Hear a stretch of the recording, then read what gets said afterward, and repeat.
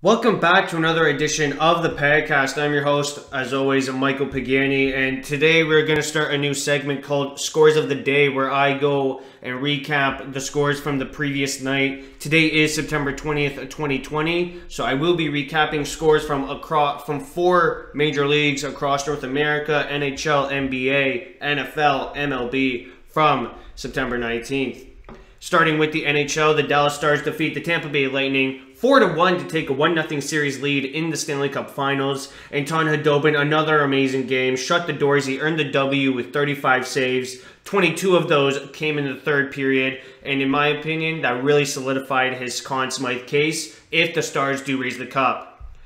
And that was the only NHL game on yesterday. The only game on in the NBA featured the Boston Celtics and the Miami Heat.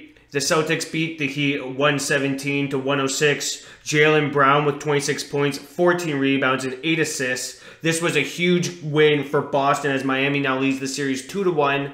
Had Miami won, it would be very hard for Boston to come back down 0-3. This was Gordon Hayward's first game since Game 1 of the bubble. Transitioning over to MLB, a boatload of MLB action. Let's just get right to it. The Oakland Athletics defeat the San Francisco Giants 6-0, scoring 5 runs in the 7th inning. Jesus Luzardo goes 6 innings, striking out 7, getting the victory. The Toronto Blue Jays continue to lose as they lose their 6th consecutive game against the Philadelphia Phillies 3-1. Vince Velasquez goes 6 innings, striking out 6. Adam Hazley hit an infield single that scored the winning run in the bottom of the 8th. Detroit Tigers beat the Cleveland Indians 5-2 in a 4-run inning in the 8th. Eric Haas started that 4-run inning with an RBI single. The Miami Marlins defeated the Washington Nationals 7-3, scoring 7 runs on 15 hits. Pablo Lopez goes 5 in the 3rd innings, striking out 7. The St. Louis Cardinals come back and defeat the Pittsburgh Pirates 5-4 on a 5-run 7th inning. Tyler O'Neill started that comeback with an RBI double. The Pirates have been mathematically eliminated from playoff contention, so these games really don't mean much for them. The New York Mets defeat the Atlanta Braves 7-2 with a big 4-run inning. Dominic Smith started off that 4-run 8th inning with a solo shot. David Pearson goes 6 innings, striking out 10. The Milwaukee Brewers shut out the Kansas City Royals 5-0 as Corbin Burns earns his 4th win, going 6 innings, striking out 9. The Houston Astros use a big 6th inning to come back and win 3-2 against the Arizona Diamondbacks. New York Yankees continue to win as they shut out the Boston Red Sox 8-0. The Yankees scored 8 runs on 11 hits. J-Happ goes 8 innings, striking out 9. Clint Frazier went 3-for-4 with 3 RBIs. The Tampa Bay Rays continue to solidify their AL East lead as they win against the Baltimore Orioles 3-1 as they score 3 consecutive runs. LA Dodgers win 6-1 against the Colorado Rockies. Future Hall of Famer Clayton Kershaw goes 7 deep and strikes out 6. Chris Taylor goes 2-for-3 with 3 RBIs. Minnesota Twins beat the Chicago Cubs 8-1, scoring 8 runs on 10 hits. Twins use a big 5-run 7th inning, which was started by a solo shot by Miguel Sano. The Twins clinch a playoff berth with this W. The LA Angels come back from a 3-0 deficit early on and beat the Texas Rangers 4-3. Mike Trout scores the winning run on an RBI single. The Seattle Mariners beat the San Diego Padres 4-1 as they score 4 runs on 8 hits. Eustace Sheffield goes 6 innings, striking out 5. This was Scores of the Day. Let's get right to the interview.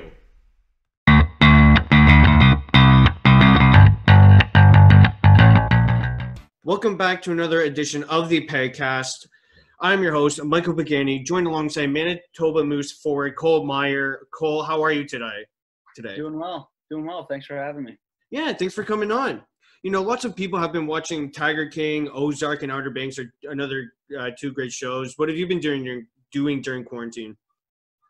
A little bit of those things. I hadn't seen the Star Wars movies, so that was on my list. I actually made it through the trilogies, and then also just doing my best, working out at home, trying to stay in shape as best I can. Have you been watching NASCAR or Bundesliga since its return? Um, Not NASCAR, a little bit of Bundesliga, and looking forward to the Premier League gets going this week now, so I'm excited for that. Yeah, at least there's something sport-wise to watch for fans when they don't have, really anything to do. Yeah, it was fun, and the Charles Schwab last weekend was pretty fun to watch too. Yeah, that was the PGA tournament, right? Yeah, yep, Yeah, so the PGA is getting underway, which is nice to see again. yeah, it's exciting. Growing up in New Jersey, obviously there's two football teams that play in New Jersey. Did you side with, the Giants or the Jets? Yeah, I'm a Giants guy for sure. Did you ever go see a Giants game at MetLife? I'd been to one game before, but I haven't been at home for a few years now, so it's certainly been a while since I've been able to go to a game, usually because it overlaps with hockey season. And since you grew up in New Jersey, did you grow up a Devils fan as well? Yeah. Oh yeah, big Devils fan as a kid. How exciting was the run they made to the Stanley Cup Finals in 2012, was it? Yeah, it was a lot of fun. A lot of fun to watch and just sort of a bit of a wild ride, but a really cool time to be a fan. Is it ever a family reunion for you when you play the Binghamton Devils? Uh, I don't know. I wouldn't say that. I never had too much talks with the Devils or anything like that, and I don't think that we played bingo this year. Not sure if they were on the schedule just because of the shortened season since we missed the last couple games or whatnot. So who influenced you to start hockey? I don't think it was anybody in particular, just me and all my friends. Sorry about that. No worries, no worries. It was just one of the many sports that I tried as a young kid and just the one that I ended up sticking with and enjoyed the most. And fortunately it worked out. Was there a player growing up who you wanted to model your game after? I guess that sort of brings me back to the Devils question a little bit. Scott Niedermayer was sort of a yeah. stud defenseman for the Devils back then, and I played a little bit of defense when I was younger, so he was the guy that I thought was that I really appreciated and was probably the biggest fan of. So you played 4 years at Union College. Could you share what that experience was like? Yeah, that was pretty cool. So Union College is a very small university or college, not university, in Schenectady, New York, by Albany, New York, smaller city. Small school, just 2,500 kids. And then hockey was the only Division I program actually at the school. But we play against the other Ivy League schools as well as Colgate, RPI, St. Lawrence, schools like that, also usually smaller schools. Smaller building, but fans always showed up. It was a lot of fun to play there. Yeah, it must have been a lot of fun, What would be your biggest takeaway from those 4 years? I would say just the work ethic that guys had there. The year 2 years before I got there, Union actually won the national championship. So there's still quite a few guys left from that team. So just they knew how winning was done, what it took on the ice, what it took off the ice. So just being able to learn from those older guys while I was there, I think made it a long way for me in my future. How did you find out you were signing with, the Manitoba Moose on March 22nd? So we got knocked out. My college career ended on a Sunday, and then I knew that pro hockey was something that I wanted to be able to do afterwards. So started talking with my advisor, and one thing led to another, and this seemed like the best opportunity for me. So happy it all worked out. You got your first real taste of pro hockey this year. How were you able to upgrade your game from college hockey to the pace of the AHL? Yeah, similar to what I was saying about Union, just sticking around with guys who've done it before and know what leads to success at that level. So just learning from those older guys. We had a couple preseason games, and then I think you take a lot of big steps in training camp. And obviously you can't replicate the real game, but just being able to get those games under my belt this year, I think helped me a lot. Was there a player in particular who mentored you and helped you to accomplish the best you could? I'm not sure if there was one guy. All the older guys in our team did a really good job.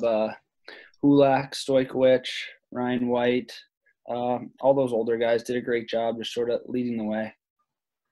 Now, on May 11th, obviously that's when the AHL officially canceled its season. With all this time off, how are you going to remain in game shape? Yeah, that's a good question. Just right now doing as much as I can off the ice. I know most rinks aren't opening in New Jersey even until after July 4th weekend. So it's tricky to get on the ice, and there's nothing really you can – running is one thing, but I certainly think skating conditioning is a bit of a different feeling. So just doing as much as I can off the ice and looking forward to being able to skate again soon. Well, running and skating are obviously two different beasts. Yeah, for sure. How did you hear about the news that the AHL season was going to be canceled? Just sort of the same as you guys, just waiting for news. It took us a while. I think it was late March when the pause was put into effect. So since then, it was just sort of a lot of waiting, speculating, trying to, again, just stay in shape in case we were going to start up again. And then we finally got the word that was going to be it for a while. Did it ever creep into your mind since you played the waiting game? Were you always thinking about it on a daily basis? Yeah, I think every day you were just sort of it's crazy that we could jump back into the middle of the season here. But also I think that just watching the news and seeing the situation that was going on around the world, it made sense that it wasn't going to be able to start up again. With you being in the AHL, the affiliate of the Winnipeg Jets, what's it like knowing that each game could be your last game given the fact you could get called up? Yeah, definitely a different experience from college, that's for sure. Pretty cool being able to share the building with the Jets.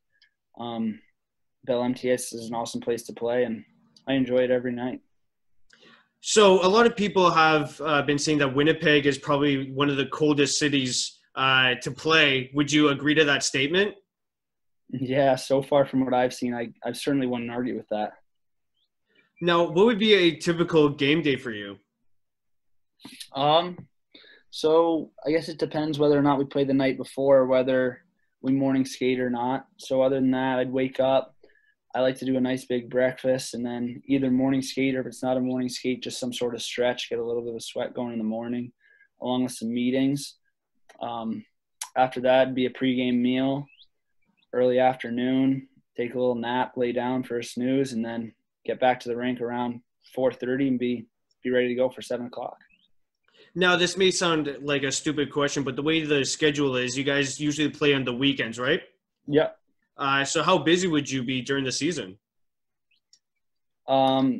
Busy with regards to games per week? Yeah, sure. Yeah, so I would say typically we play 3 games a week. Usually there's one during the week at least, sometimes 2 if we're on a road trip, sort of trying to string a couple road games together. But, yeah, the weekends you're usually booked, and it's a fun time. It's an easier time for families to be able to come out, so more people at the games creates a fun environment.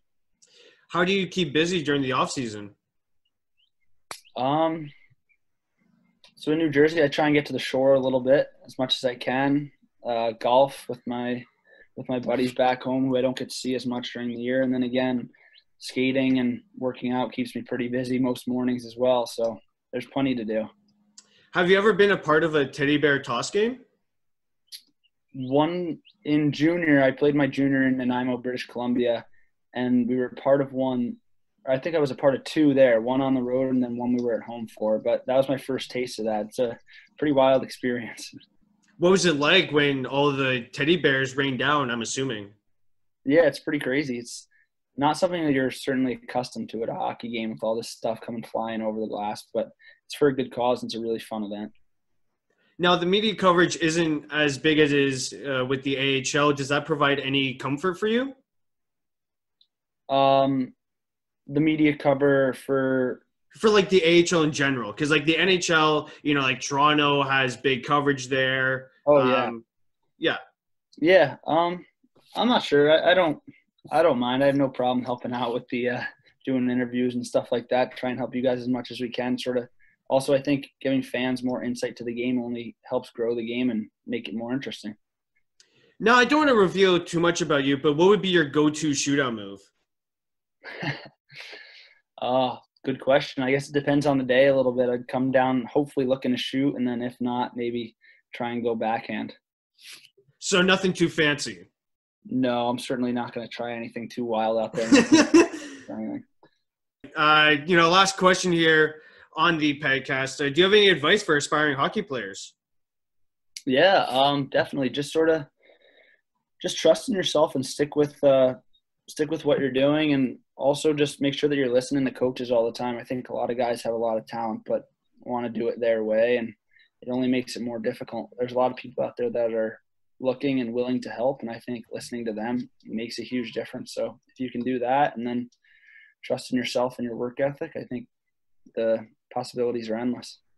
All right, well, I'd like to thank Manitoba Moose forward Cole Maier for joining me on the Pagcast today. Thank you again, Cole. Thanks.